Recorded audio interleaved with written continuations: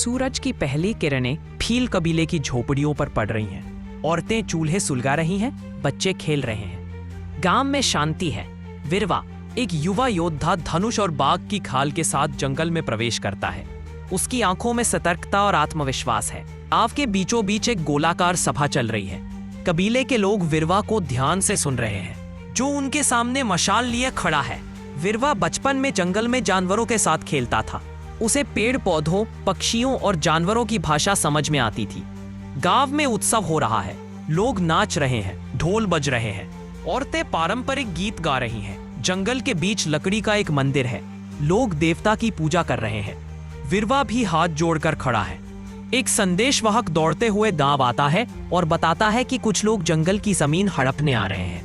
विरवा अपने हथियार तैयार करता है, धनुष, भाला और चाकू। वह गंभीर और केंद्रित है।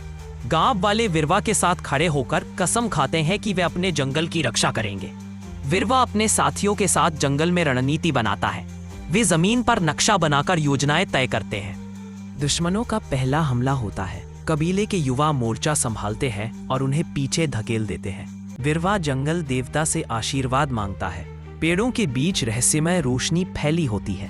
विरवा का वफादार कुत्ता कालू खतरे को भांप लेता है और भौंक कर संकेत देता है। अंधेरी रात में दोनों सेनाएं आमने सामने होती हैं। मशालें जल रही हैं।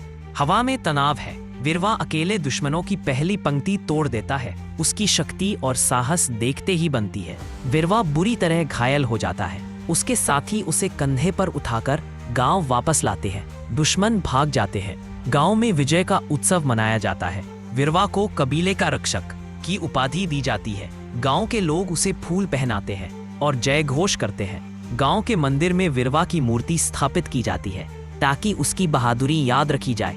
विरवा एक छोटे बच्चे को अपना धनुष सौंपता है। परंपरा अगली पीढ़ी को सौंप दी जाती है।